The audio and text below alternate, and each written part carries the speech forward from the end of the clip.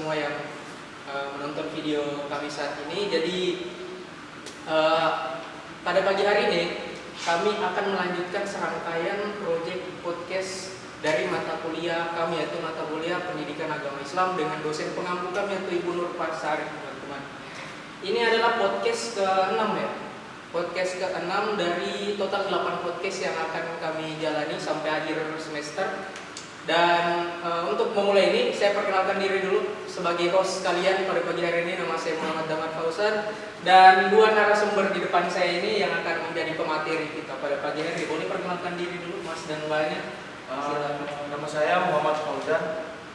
Nama saya Rahmadian. Ya. Dan untuk memulai podcast kami dengan tema kontribusi Islam dalam peradaban dunia serta perkembangan masjid untuk umat beragama, saya akan mohon maaf sebelumnya, saya jelaskan dulu. Jadi akan ada dua segmen. Yang pertama itu adalah segmen tanya jawab yang akan segera kami mulai saat ini, dan di akhir tanya jawab tersebut akan ada sesi pertanyaan yang akan kami berikan kepada teman-teman semua yang hadir di sini. Kebetulan sudah ada 10.000 orang yang kami undang untuk meramaikan acara pada pagi hari ini. Tolong tepuk tangannya.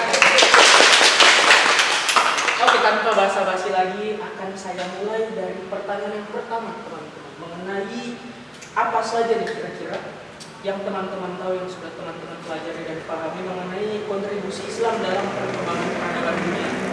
Karena seperti yang kita tahu, kalau ngomongin kontribusi Islam dalam perkembangan peradaban dunia, kita nggak bisa lepas dari era keemasan Islam pada dinasti Abbasiyah, yaitu sekitar 5 abad lamanya pada tahun 750 hingga 1258, di mana itu adalah era keemasan ilmu pengetahuan, tata kelola kota, dan segala macam hal mengenai itu dibentuk di sana dan dibangun, dilahirkan di sana sampai menjadi puncak kemasan dari perkembangan ilmu pengetahuan Islam, terutama kontribusinya ke perkembangan peradaban dunia hingga saat ini. Kira-kira apa yang bisa teman-teman pahami dan jelaskan mengenai abad ini?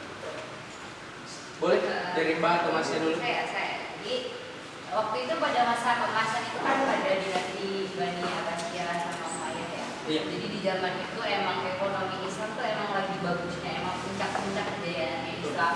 Jadi di masa itu ekonomi stabil, jadi pembelajaran semua difasilitasi oleh pemerintahan Islam pada masa itu. Jadi waktu itu bangsa Eropa mengalami dark age, sedangkan kita mengalami masa kemasan. Jadi kita dijadikan kiblat oleh mereka bangsa Eropa selama 5 abad tadi. Kalau kata Mas Daman tadi betul banget.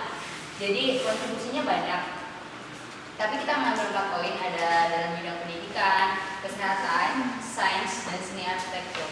Di mana di bidang pendidikan itu kemauannya tidak hanya mau memajukan generasi Islam, enggak, tapi mereka juga mau pertama membangun karakter manusia yang lebih baik, membangun sumber daya manusia yang lebih baik dengan sosial emosional yang mantap gitu. Nah kan kalau kita ke intelijennya aja banyak, mudah gitu kan, ya kan. Tapi kalau pendidikan karakter menjadi manusia yang lebih baik, tidak hanya di mata manusia, di mata Tuhan juga, terus juga social emotion atau emotion intelligence itu, bagaimana kita bertindak akan mengontrol emosi kita agar ya emang susah sih emosi itu dikontrol, tapi kan akan tindakannya itu. Dimana kalau kita marah, risau, kita nggak akan menyakiti orang lain, tidak akan melukai orang-orang sekitar kita gitu kan. Jadi Islam ingin membangun pendidikan yang lebih baik juga dengan indeks manusia yang lebih baik. Dalam bidang kesehatan, para ilmuwan-ilmuwan banyak ditemukan di sana. Terus ada Bapak Ibnu Sina yang menjadi bapak dokter modern yang jadi panutan selama 5 abad itu tadi. Terus mewariskan ilmu bakteriologi juga, jadi juga gitu. Terus dalam bidang sains ada ilmuwan bapak penemu optik. Ya kan? Ya itu. Terus di bidang arsitektur, karena Islam kan waktu itu masa kemasannya luas ya. Jadi tidak hanya Islam, tidak ada corak-corak Islam aja, tapi dicampur juga. Mereka kan berkembang gitu kan. Ada Persia, Arab. Ya. Jadi semua kulturan seni itu masih di mix walaupun nggak meninggalkan seni keislamannya. Kita masuk ke tokohnya nih, tokohnya. Ya. Kalau dalam pendidikan, lihat kita ada si Ibnu Sina, ada Ibnu Al-Haytham. Ya, kalau dalam bidang pendidikan ada Bapak Al-Qarismi, ya, Bapak. Jadi ciptaan nol ya. Kita tahu nol sampai sekarang pun masih dipakai. Jadi mulai tengah kan juga Bapak ini yang menemukan teori aljabar juga. dalam bidang pendidikan. Pada bidang kesehatan ada Bapak Ibnu Sina tadi yang sempat saya singgung, Bapak kedokteran modern. Jadi beliau ini yang menemukan teori tentang TBC. TBC beliau yang menemukan. Ya, jadi beliau yang menemukan teori TBC, terus juga beliau yang punya buku Conan of the Bacteria. Kayak itu pokoknya yang menjadikan kiblat tadi. Terus yang ketiga tadi ada Bapak Sains, Bapak Abu Ali Al-Hasan, di mana beliau tuh yang menemukan optik tadi, pantulan cahaya, terus beliau juga yang menjadi inspirasi penemu teleskop. Inspirator. Iya, inspirasinya. Oh iya. Jadi kayak bapaknya ini yang udah tahu dasarnya, terus kemudian sama beliau yang menemukan teleskop itu dikembangkan lagi. Jadi ilmu optik Iya, yang dia ilmu temukan dasar. itu menjadi dasar dari penemuan-penemuan lainnya di masa yang akan datang setelah beliau itu. Oh iya. Ya. Terus banyak sekali inovasi-inovasi dan perkembangan ilmu pengetahuan yang lahir di zaman itu, terutama di dinasti Abbasiyah itu, di kota Baghdad, pusatnya ilmu pengetahuan. Iya, di Baitul. Baiklah. Terus yang terakhir dalam bidang arsitektur ada Bapak Al-Walid. Beliau ini pewaris dari keturunan Khalifahan Bani Umayyah. Jadi pada masa kepemimpinan beliau tuh beliau menyebarluaskan kekuasaan. Oh ini di sebelum dinasti Abbasiyah itu, di dinasti Umayyah. Ya, jadi beliau tuh meluaskan kekuasaan sampai ke Afrika, sampai ke Cordoba bahkan, Ya. ke yang dulu dikenal sebagai Al-Andalus di Spanyol ya. Ya, betul. Jauh sekali. Itu tadi perkembangannya kayak sedikit. Mungkin kalau Mas Ojan mau nambahin? Ada yang mau ditambahkan Mas Ujan? Belum di-mention dari tadi. Tidak ada. Kita lanjut ke pertanyaan kedua mengenai peran. Bagaimana nih peran dan fungsi masjid dalam pembinaan umat dan perkembangan peradaban? Pada umumnya kita tahu masjid itu kan tempat beribadah. Kira-kira masjid itu punya fungsi seperti apa? Kemudian bisa kita kembangkan untuk mendorong untuk perkembangan peradaban Islam, umat beragama khususnya Islam, terutama di zaman sekarang, saat ini dan di masa depan, di zaman setelah ini. Cara mengoptimalkan fungsi dan peran masjid untuk membangun umat beragama yang jauh lebih baik tentunya, bukan hanya sekedar untuk beribadah, tapi juga mungkin dalam perkembangan ilmu pengetahuan dan sebagainya. Iya. Siapa yang mau menjawab saja? Sebelum kita mengetahui untuk langkah-langkahnya, ada ayat masih berkaitan. Oke. Ayat dari surat At-Taubah ayat 18. Bismillahirrahmanirrahim. Innama ya'muru masajidallahi man amana billahi wal yaumil akhir wa aqamas sholata wa atas zakata wa lam yakhsha illallah fa asa ulaika ay yakunu minal muhtadin. Artinya sesungguhnya yang memakmurkan masjid Allah hanyalah orang-orang yang beriman kepada Allah dan hari kemudian, serta tetap melaksanakan sholat, menunaikan zakat, dan tidak takut kepada apapun kecuali pada Allah. Maka mudah-mudahan mereka termasuk orang-orang yang mendapat petunjuk. Yang maksudnya yang memelihara dan memakmurkan Baitullah atau rumah Allah itu hanyalah orang-orang yang beriman kepada Allah dan hari akhir, yang tetap mendirikan sholat dan menunaikan zakat, serta tidak takut celaan siapapun dalam beribadah pada Allah. Mereka lah orang yang mendapatkan petunjuk pada kebenaran. Oke. Untuk langkah-langkah dalam memakmurkan masjid, Ya. pertama itu dari bidang pendidikan atau pelatihan Terkait peran dan fungsinya. Ya, pelatihan pendidikan. Ini pertama melakukan pelatihan dan pendidikan kepada pengurus masjid. Oke. Itu dulu. Dan tentang memberikan edukasi tentang manajemen masjid. Itu sebagai bagian dari pemberdayaan warga pengelola masjid Dan melatih keterampilan lain yang diperlukan untuk menjalankan masjid secara efisien. Serta memberikan pelatihan manajemen modern seperti manajemen keuangan, manajemen pengelolaan keuangan yang secara transparan. Oh iya, jadi istilahnya cara memanage masjid itu dengan baik secara keseluruhan. Dan itu dalam pendidikan atau pelatihan ke generasi mudanya. Oh, penerusnya. Ya. Itu menyediakan program khusus untuk pemuda dan generasi muda seperti pelatihan kepemimpinan, pendidikan agama seperti taman pendidikan Al-Quran itu untuk orang mengajar belajar mengaji dan kegiatan tersebut lain. Jadi biar regenerasinya itu lancar dan tidak terputus gitu pengurusannya. Dan juga mendukung program pendidikan muslim masuk khusus keagamaan, majelis, atau tablik akbar lah, dan teman-teman lainnya untuk meningkatkan kualitas atau kualitas di orang-orang sekitar masjid juga. Iya.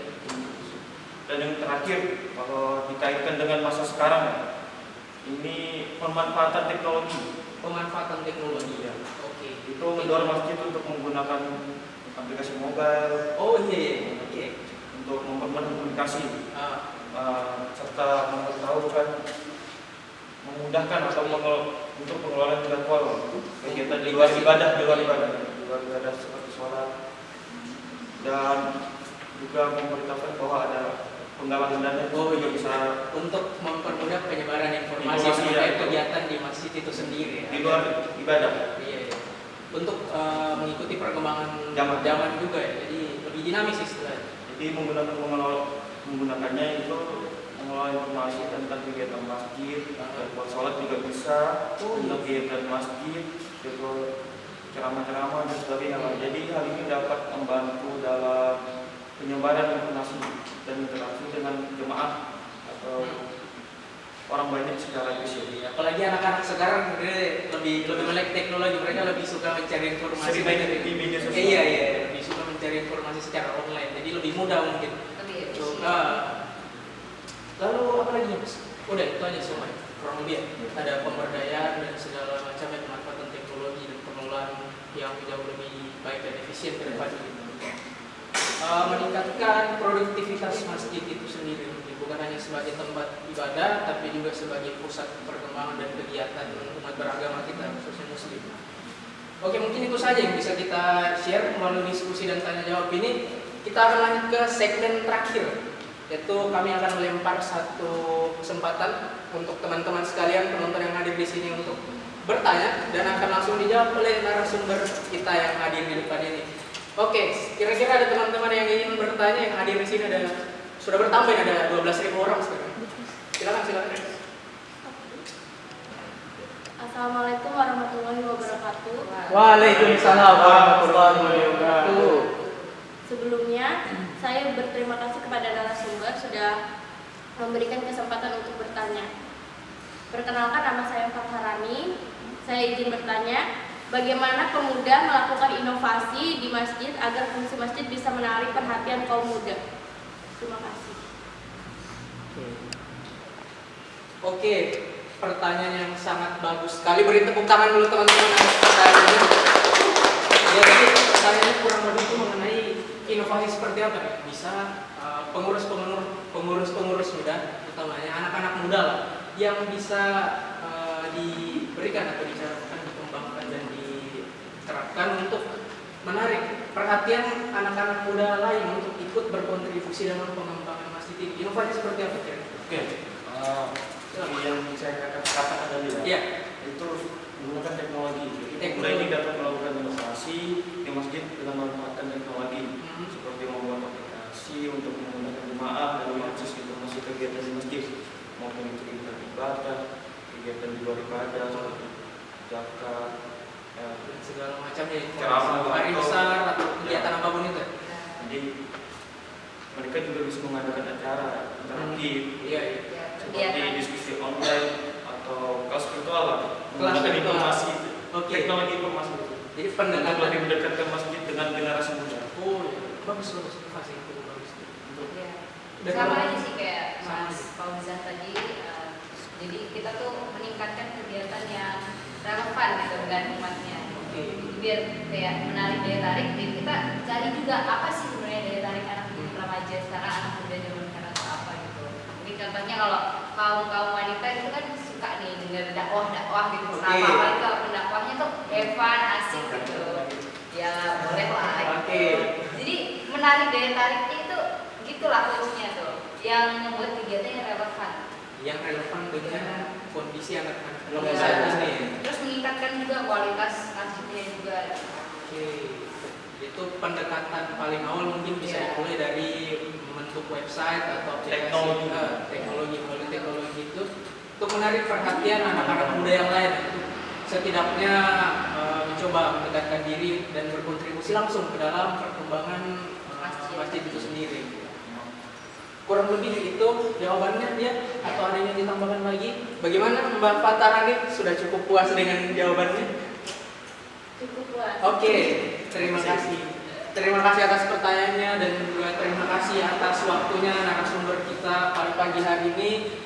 Itu saja mungkin teman-teman yang bisa kita sampaikan dari dalam podcast ini ya. Semoga apa yang menjadi pembahasan kita dan apa yang menjadi hal-hal yang bisa kita pahami dapat bermanfaat, dapat menjadi berkah bagi kami semua yang hadir pada saat ini maupun teman-teman semua yang menonton dari manapun itu dan di waktu kapanpun itu.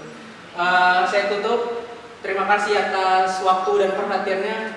Terima kasih juga kepada dosen pengampu kami yang sudah memberikan sarana dan prasarana untuk melaksanakan kegiatan ini. Semoga podcast-podcast selanjutnya dapat berlangsung dengan lancar juga sampai akhir dari proyek kami ini. Terima kasih saya ucapkan dan wabillahi taufiq wal hidayah. Wassalamualaikum warahmatullahi wabarakatuh. Sampai jumpa.